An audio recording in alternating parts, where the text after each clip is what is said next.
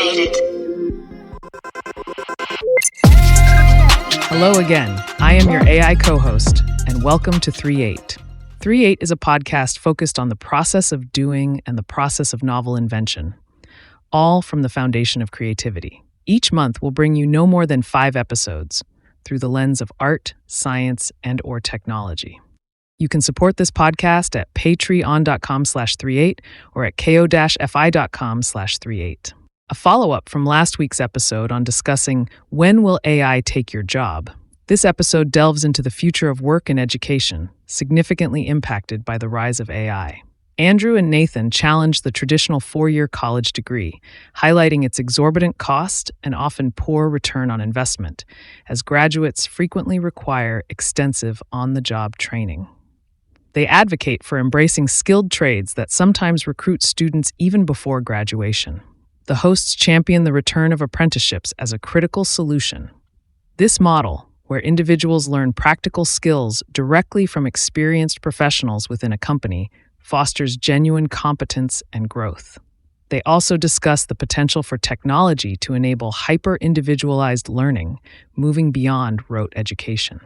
Ultimately, they urge companies to reconsider college degrees as a universal hiring requirement, suggesting a wider talent pool exists and could benefit from these hands-on, learn-as-you-work approaches.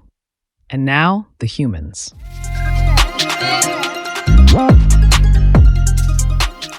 Is this another week in a row? Yes, we're on a streak. We're on a roll. Yeah, streak. That's what it's called. I'm trying to figure out what it's called. I don't know. It's Friday. Sports. Field goal. Punt. Touchdown. Right. Home run. Yeah. Yeah, I aired the episode we did last week on time. Yeah. And we still have the back catalog, so I'm thinking how to navigate this. But we ended on the note of talking through how is your job. I did it already. 41 right seconds in. 41 seconds nice. in. The bleeping's working. So total tangent. I thought you didn't want to bleep. I don't, but I remove potentially offensive words that I say as to not get flagged by platforms that are looking for profanity and age gating. Yeah. Because I want the content in your to be processing accessible. pipeline? Is that step in your processing pipeline? It's not, but that's a really interesting feature. Yeah. You'll dogfood it very well. Yeah, I should add that actually. It wouldn't be hard. I got to work on that too. It works. I told you that, right? It works. Yeah, you showed me. You sent me some pictures of the whole thing working. And I just need to make it like accessible outside of the private network. But anyway. Oh, good luck with that. No, it's actually good. It'll be fine. I just need to do the work. Does it scale to like production level readiness? Probably not. Question mark? Do I care? A little bit, but not really. Yeah. I already have a solution to, you're going to hate this. So I wrote it in Python with Fast API, which is awesome. Yeah. And there's a little bit of processing that I do like on Node effectively, which should probably be a separate service. But I'm like, monolithic API. What could go wrong? It's good enough for now. It's technically parallelized. Yeah. My strategy for this is to see how much I can throw at it and break it. And when it starts breaking, just duplicate the service and put it behind a router, and then just route. Then just have spin up basically like your own load balancer. Exactly. Just spin up new services and just let the load balancer magic happen. Yeah.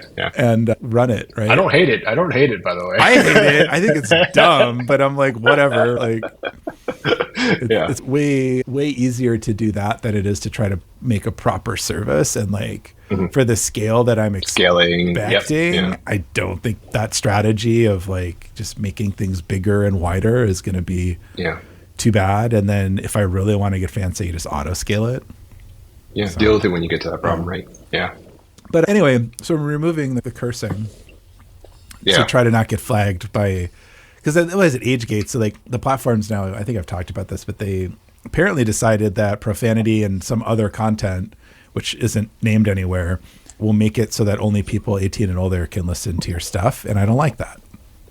Yeah, they're the gatekeepers. They can do whatever they want. Yeah. So anyway, we talked about how your job is with AI, and I don't think we left it on too positive a note. However, we did hit on. Yeah, I don't know. I was just kind of like, you're doomed. It's the computers. No, it was like humans have more value than machines. Humans are more valuable than the work that they are. Allegedly.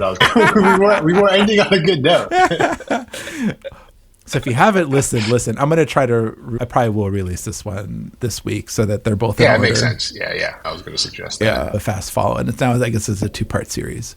But so we talked about apprenticeships as like a solution to the AIification of everything. But I think also, I was thinking a little bit about it this week, and it feels like it is also a better idea for just jobs in general. Yeah, I think when you mentioned it, so you had mentioned it to me saying that you wanted to talk about this topic today. And I was like, yeah, it makes a lot of sense. It reminds me a lot of a few mentorship related ideas that I think that can actually coexist with traditional, quote unquote, traditional learning mechanisms. So I think there's something hugely valuable with this idea of mentorship or apprenticeship, or however you want to frame it, but the one-to-one learning kind of thing. Yeah. Yeah. So I think like the general path for folks is that you go to high school, you graduate, you might go to a tech school or some sort of a trade school to get some specialty training. You might go to a 4-year college or a 2-year college, I guess. Or 2, yeah. And then either you stop or you get a job and then you go forward. The whole startup stupid mythology of I quit college because they never quit. They always go to Stanford, and Stanford lets you go on hiatus for effectively ever. Fun fact. I didn't know that. Yeah. So you just take a leave of absence forever. So Oxford does this, Harvard does this too. So it's a weird like loophole-y thing. But anyway, they drop out of school to found the billion-dollar business. And because if everybody could do that, then everybody would be billionaires and we wouldn't be talking about it. But that's not the norm, folks. And then some people go on to get like a master's degree, which is more education, or like a PhD or a doctorate in a highly specialized field. But it used to not be that way.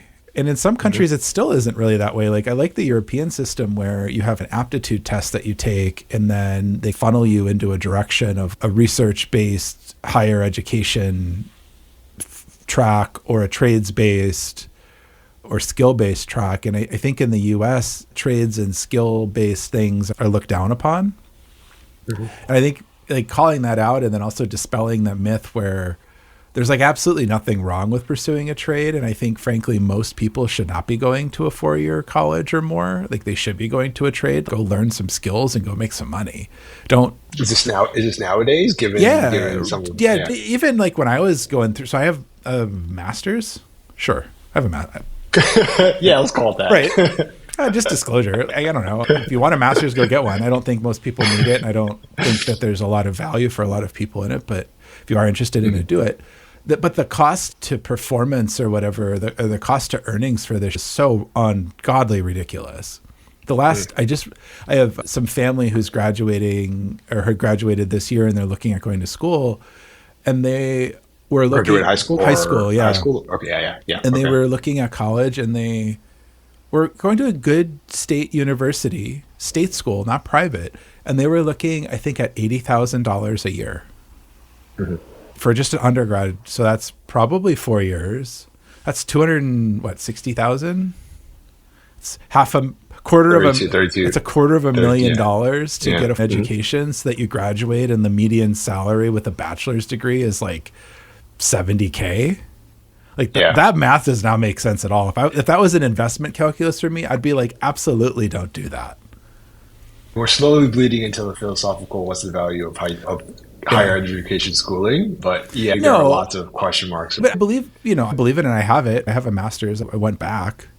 But my point is that even when I was in school, like I don't remember what I paid, but I was able to pay off my loans in 5 years postgraduate. I had a decent job, but I wasn't making crazy money. And that wouldn't be realistic today with $250,000 in debt. Yeah. But you were in a technical industry, right? So on average, you probably had a higher paying job than... But yeah, I was doing well. I wasn't making like stupid Silicon Valley money from years ago, right? Like, and most people aren't, going to do that. And even then, I still don't think like paying a ton of money for something and then trying to bet on a future is a good way to do anything. But the alternative to this is the trades, where in America, it's looked down upon. A lot of, they call them 2+2 programs, where you go to a trade school, you get your basic education, you get your basic maths, or you learn the competencies of nursing, and then you go on for another 2 years and get an RN. There's all sorts of different types of paths like that. There's nothing wrong with that. And if anything, save yourself some cash and go do that. But with the trades thing here has been really weird, because I think it's historically been, people think of trades as like the plumber or the electrician, which are completely essential job functions and provide all sorts of great value to our society. And now they make 6 figures out the gate if you can even get through your program. Like, so many of those programs now, people are getting recruited out of the trade school before they're even done by an employer to become a journeyman or become an apprentice. And then they still pay, you still have to go through the classes for the legal stuff, but like they pay for it. But a lot of other industries haven't really caught on to this. Like, I know we've touched on this for coding and development and engineering and stuff. We did. I don't know if it was recorded or not, but you and I definitely shared thoughts about this idea of bootcamp schools and just the general trend of recruitment. I've been closely involved in that space too. So, and there's definitely, like, computer science and theoretical computing and that kind of stuff, very valuable. And if you have an interest in that, 100%. If you want to be developing algorithms or being improving like core functions of technology, it's the only path you can do. You can learn some of that on the internet, and very few people are able to do that. But you need to be in that structured environment, and you need the access to the people who are doing, like, the people who develop the precursors to LLMs. That all came out of academia. It's all math and algorithms, effectively. It's not just writing code. If you wanted to go get a good job writing code, do that. You'll probably be replaced by AI. You would, if you could even get your foot in the door. But so for trades or apprenticeships is interesting, because a lot of the industry too now, well, you graduate with a bachelor's degree, which typically means 4 years of education in some sort of a field of study. And then you typically go through, like, if you go to a bigger company, you go through what they call a new grad program anyway. And they basically teach you how to do business. Teach you your job. Teach you how to do your job. Yeah, and they train you in whatever your company does. And they put you in an environment that, because they know you can't just come out of a college and be proficient. Actually contribute. Useful stuff. And so there's already a mismatch there. A lot of companies can't do that or don't realize the need to do that. And like on-the-job training is this kind of misnomer where you're supposed to just be able to come into a job and fulfill all of the duties like you've been there the entire time and have all this knowledge. And I think, like, to call out when you're starting a new job in any sort of knowledge field, my assumption is that for the first 6 months, you're not really contributing anything of value. You're learning, you're asking questions. It's not that you're not doing anything, you're just sitting on meetings and stuff, but you're really feeling stuff out, getting the hang of it. And I have this today, like my last job that I started, I know the industry, I know the function, the product function that I was providing, but I didn't really do anything super useful until month probably 4 or 5. And I would say that's probably on the higher end of the aptitude for most people. And that's fine, but the expectation from folks is that day one, you're showing up and like somehow magically mastering the universe of what you're doing. Which again, I think there's a bell curve. I think if you're just coming out of school, you're going to have that learning curve to do anything useful. But I think in your case, for instance, when you go deep into a technology or something, you still have to learn the ropes, because even if you're knowledgeable, there are things that your organization does a certain way that you just have to catch up on. Yeah, they don't have to. How much that curve. Yeah, they don't have to teach me how to do product and whatever the product is. Whereas if you're a new grad, you probably need to do that. Or how to work in teams, that kind of stuff. But to actually contribute like real value, long lasting value, it does. It takes six months or sometimes more. Sometimes it can take a year. And I was thinking back on this today for apprenticeships and like why that matters so much. I think I ended the cast last week by saying something along the lines of, I still think like education's important, but the adult learner method I think is more applicable in that maybe there's a world where you graduate high school and then you go right into a job, or you go into some sort of a ramping program that gets you skills like an electrician or a lot of electricians and plumbers. You go to school at 18, you'll get hired by a company like in a few weeks, and then you're making $30 an hour learning how to do the job and then going to class at night. Yeah. And you can't get better experience than that. Like academic education is supposed to prepare you with skills, but it's also supposed to give you the philosophy behind what you're studying, or even just like the pursuit of knowledge, which is really important. But the apprenticeship is something I think we've really lost. And so I guess I'll conjecture again, the world I see, especially with AI coming into play, is really getting those basic skills in high school, which is a whole debate. Like most high school programs are absolutely dogged and don't help you learn. But okay, let's just assume you somehow got a good education, because I guess you were rich and you were lucky to be born in the right area of the country, because high school you had some good genes, maybe. Yeah, that's true. But yeah, the reality now is like high school education in America used to be pretty standard across the board. Now it's very much, if your parents have a bunch of money, you'll be fine. If you got lucky and were born in that family, you will be fine. Or in an area, if your parents happen to be in an area that has a lot of a high tax base, you'll get a good education by proxy probably. But that's not true anymore for the country. I want to acknowledge that too, because it's a lot easier said than done. But graduate high school and then get into some sort of a company where they're able to bring you in, give you some kind of remedial education on what the company is, what the products are, how they work, that kind of stuff. And then you work side by side with somebody who is also there to support you in the endeavor that you don't know everything and you're not going to know it, and that you are going to make mistakes, and making sure that when you make the mistake, it can be corrected, not damage the company, and not necessarily be punitive. Like I think this idea of accuracy above all else is something that we really need to examine in reality too. It's ironic because AI is not accurate, and we're replacing people with AI under the guise that it's somehow this magical technology. But then when a human makes a mistake, we like fire them. And I'm like, the AI is going to do this worse. Yeah. And then you learn on the job, and then you get paid less. Like training wages are very common in service work for people learning how to wait tables or learning the restaurant. And then you at some point kind of graduate to an entry level wage. And then the rest is kind of history. A lot of things I think wrong with that in our current society are incompatible. So that's, I guess, the stage. And I know you've had a lot of thoughts on this and have built programs. So I'd be interested in. Yes. Is my illustration correct? Or I think it's spot on. Yeah, I think you're absolutely right. And I think this is where a lot of people are starting to think about what talent is and how you start getting it earlier. So to your point talent is humans doing work. Yes. Yeah, we alluded to it last time, but you usually, if you're trying to grow a business or a company, you do have to start thinking about succession. And at least for now, succession is a human in terms of someone or something that can actually bring things forward. But when I was involved with talent acquisition and talent growth, I was also involved in these, we'll call them quote unquote corporate innovation circles. That sounds terrible. The innovation was talent innovation. How do you basically look at innovation in that sense? And what you were describing about this apprenticeship, or someone coming out of school and then going into a job and being effectively nurtured into the role, was one of the ways that the program that I was a part of trying to do as well.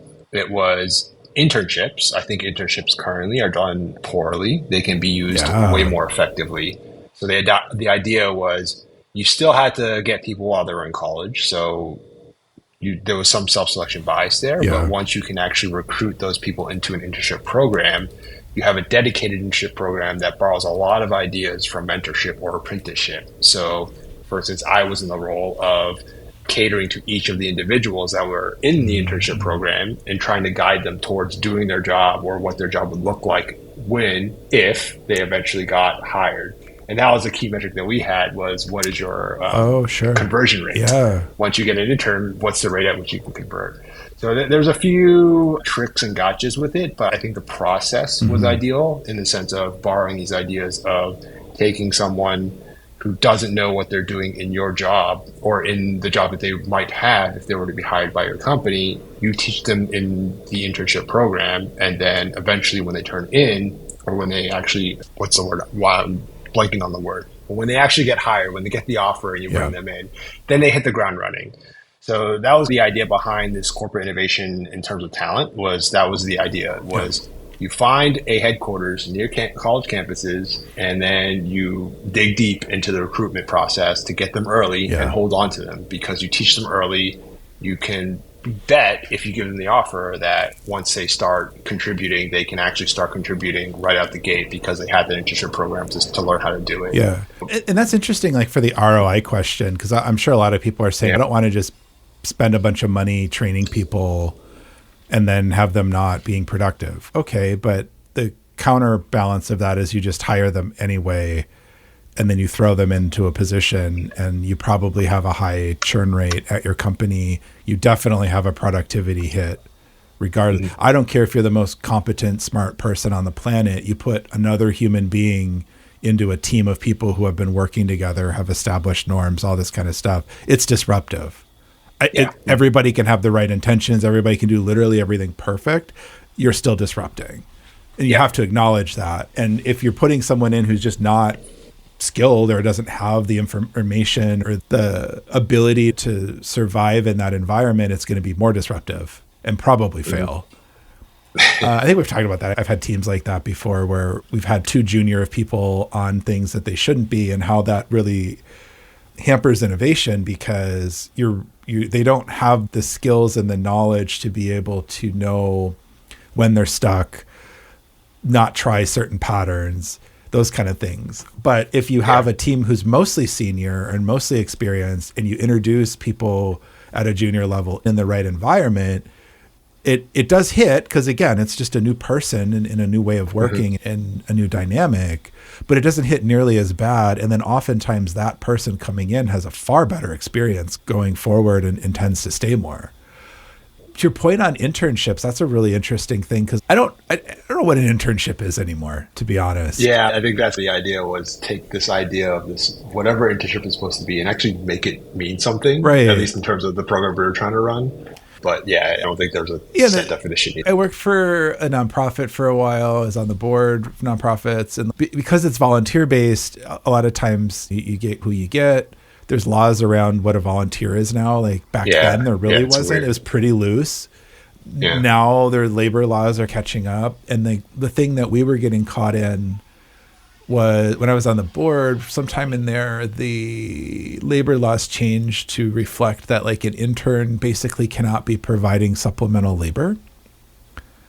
I was like, what the does that mean? Okay. Right? Because they're here to learn stuff, and the best way to learn stuff is to be given some sort of responsibility and task and then execute it, right? If that's copying 100 flyers, or if that's how do we have a better advertising recruitment, or how do we recruit advertisers better for this program?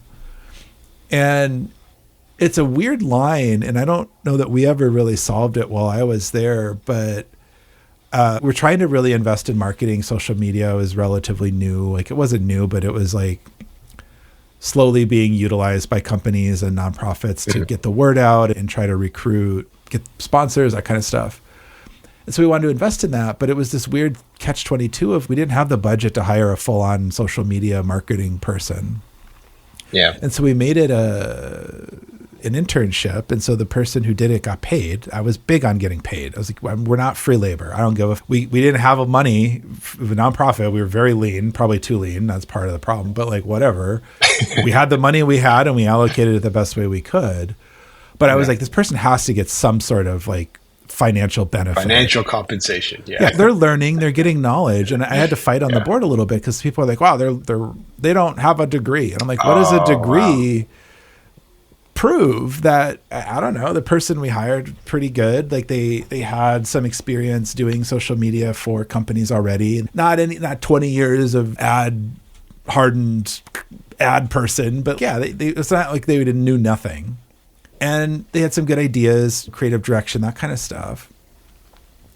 But it was this weird thing of, like how we were able to do tasks, and I felt was actually a little limited by the thing. And it was not a lot of money. I think it was like a quarterly kind of stipend in a college student. So I feel like it was in the territory of probably paid for textbooks your next year kind of denomination.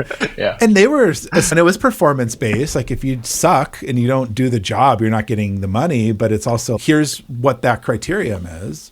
And it was that's the way to phrase it. I know, right? You suck, you don't get paid. I think the statute of limitations is up. No, they were good. We paid them and it worked out well. But partly I like to be funny, and partly like I'm so sick of all the political correct anymore that it's like more people just need to stay simple things. And that's how jobs are, folks. If you suck at your job, you shouldn't get paid and you will get fired, and you shouldn't have a job. You're not entitled to it. Yeah. But like a proper, internship or a proper apprenticeship is a little bit different though, because an apprentice is mostly looked at as like a non-experienced whatever. Yeah. But you also then have to have a mentor for an apprentice would be called an apprentor. Close enough.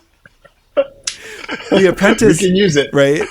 I'm sure someone out there is like screaming right now, "Oh, you idiot! How do you not know it's not an apprentor?" I got to work that into the title. It's not an apprentor. Save your job from AI. Get an apprentor today. Get an apprentor.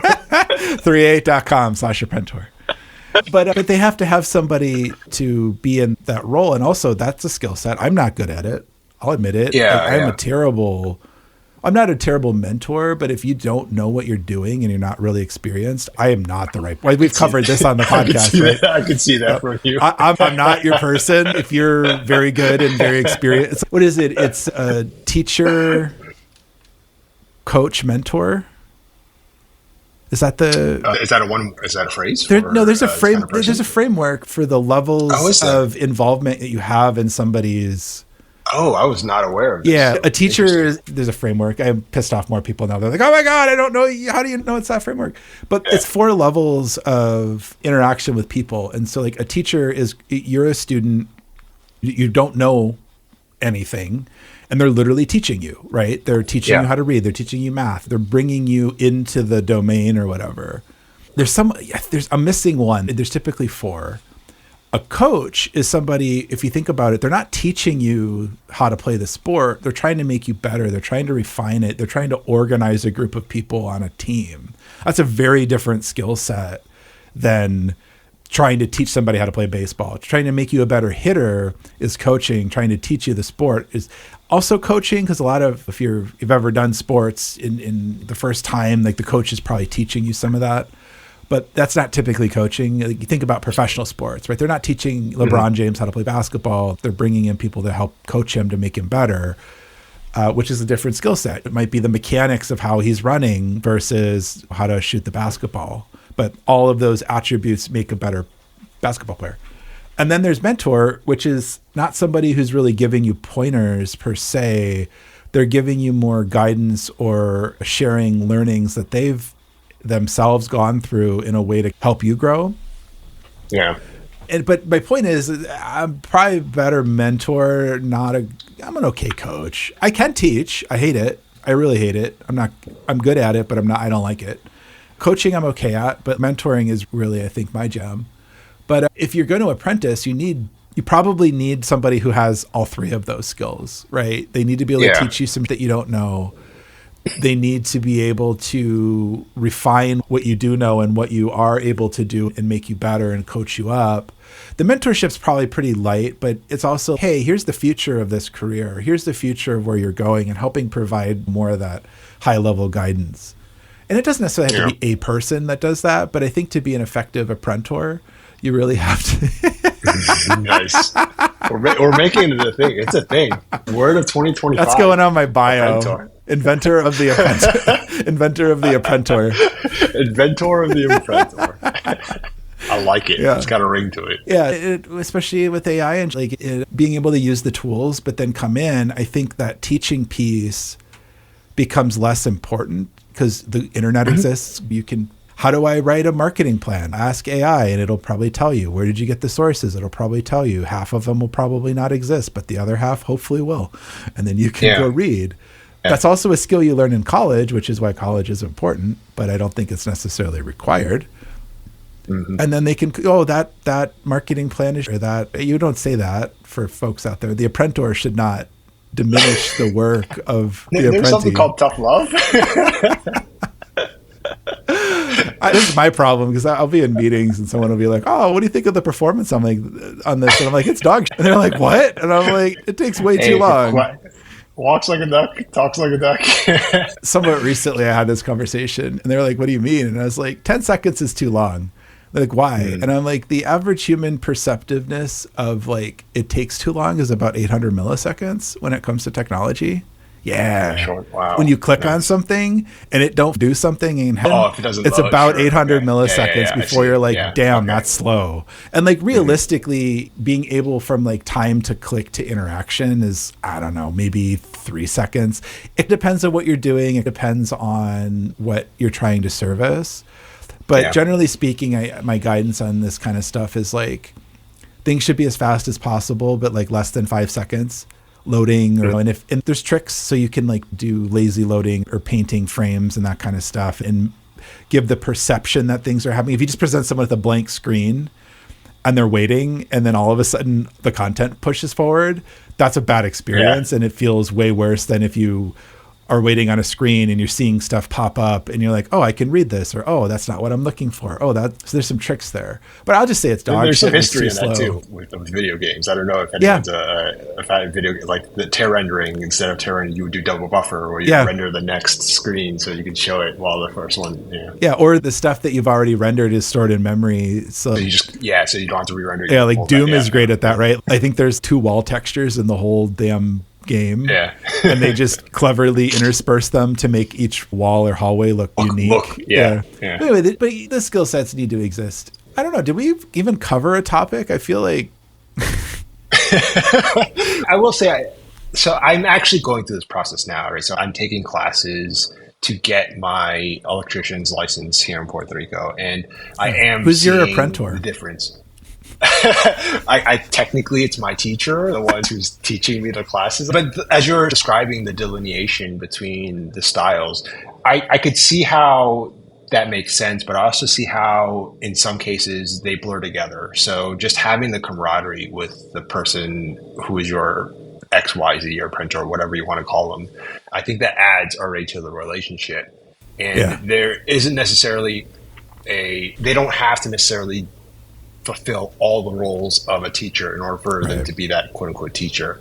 In something like a trade, I feel like this is the more important piece, or one of the more important pieces, the camaraderie with that individual. And there is something about the practice of doing something with your hands and learning through that process, especially as I've seen other students who are younger, like out of high school, they don't follow the theory. Like there's a reason they're in trade school. So instead, they much prefer to learn by hand, by doing, by seeing, and having that person, that mentor, Apprentor, doing something and you learning along the way is certainly a way that they learn better, I would say, than if they were to sit there and look at the theory behind how electricity works in class. Well, so there's an element of the practicality that has to complement the theory. And I feel like it's like 80-20, right? Because there are people too who, but depending on how you learn, depending on what your goals in life are, you're just not suited for a 4-year education. And likewise, there are people who are just not suited for a trade. Like you're way too into the philosophy of stuff. Like you're probably not going to be as successful in a trade as you would be in a more research-based or a deeper level of study. That doesn't make it right or wrong, but what I do see a lot is like higher education academia, the 4-year plus programs tend to really focus much more on non-practical philosophical, and trades are the exact opposite, where they're only on the practical and not a lot of the theory and not a lot of the why behind what you're doing. And I think you can benefit from both. So if you're going to be an electrician and you're learning how to do residential electricity, but no one teaches you about DC, that's a big problem. But then nobody teaches you about how magnetism can produce electric fields and how every wire... It's something you learn, actually. You do learn that. That's good. People don't, I think, at least the young kids don't seem to have a grasp of how that totally makes And then anytime you run current through a wire, you generate a weak magnetic field. And how is that different than a strong magnetic field? How is that different than the forces and like the physics of it? And like resistance is actually things actually banging around at the atomic level. And eventually that causes fire. But I think that really helps, one, give you a foundation to learn more. So if you are in the trade and you're really into it, maybe you go from being an electrician to more of the engineering, and I want to build the capacitors or the transformers, or I'm really interested in that piece. Yeah. Or it just makes you a better electrician, right? You put too much metal next to a wire, it can actually cause stray voltage problems or voltage dips or amperage dips, or I don't remember enough of it. It causes dips. Could be one of the above. Talk to your Apprentor today.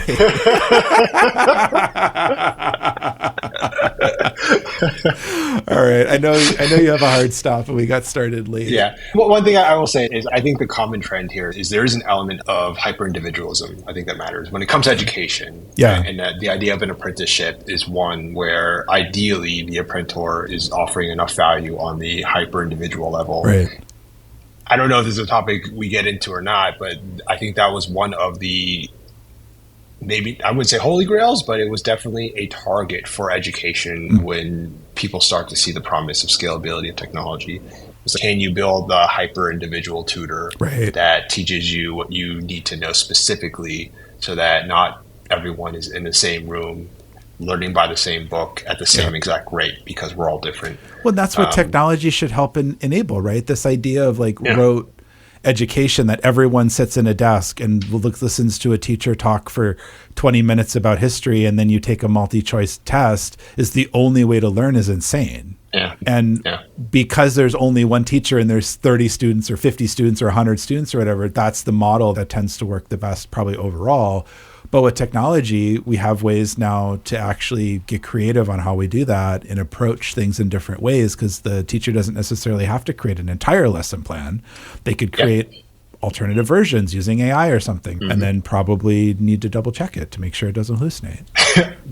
They definitely need to double check it. But human in the loop, people. Human in the loop. I think that's a really good point too, is that there is no one size fits all. And I think the apprenticeship thing needs to come back to start to bridge that gap between the fallacy that you somehow know everything or are capable and competent after 4 years of education to go work in a company or continue on in a pursuit of knowledge. Maybe you go get more education. I don't think anybody really thinks that's real, but that's the assumption that everyone seems to be really operating on. And I would also challenge people looking at these kind of models to not make college a requisite for an apprenticeship or an internship. Like it's going to maybe be a little bit more work for you, and you might have to get a little bit more creative on how you select people. But there are a lot of talented, capable people out there who don't go to college that 100%. Could be very successful. That could be very successful in your industry. So try something different, I guess, is maybe the takeaway. Yeah, try something different. That's it. Try something different, you Apprentor. That's where we ended. I feel like Apprentor needs some kind of like drug side effect. Have you seen your Apprentor today? Are you experiencing restless legs? Are you bleeding from your eyes? Talk to your Apprentor today. Can you talk fast? If you could talk fast, you could end it with one of those. I should have. I'll see if I remember to have AI do that. All right, man. I'll see you next time. All right, take care. You can find us at 3reate.com. It's like the word create, but with a 3 instead of the C. As always, we encourage you to listen, watch, do. We'll see you next time. You can support this podcast at patreon.com/3reate or at ko-fi.com/3reate. Thanks for listening.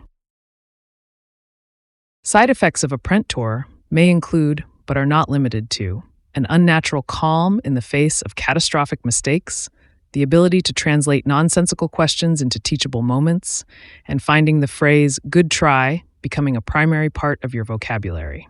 A small percentage of users experience spontaneous encouragement syndrome, leading to affirmations like, "You got this," even when it is clear they do not, in fact, got this. Do not take Apprentor if you are allergic to patience. Other effects include nodding, smiling while your eye twitches, and the profound, unshakable belief that they'll get it eventually. Ask your doctor if accepting the chaos is right for you. Do not take Apprentor if you are responsible for anything time-sensitive or mission-critical. Taking Apprentor may cause a dangerous drop in your standards for a job well done. Other side effects include loss of micromanagement urge, LMU, finding genuine charm in abject failure, and the ability to witness the misuse of expensive equipment without your blood pressure spiking.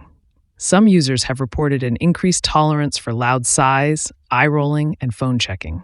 Apprentor may cause you to say things like, "Well, that's one way to do it," in a tone completely devoid of sarcasm. Tell your doctor if you experience a mentoring session lasting more than 4 hours without wanting to fake an emergency.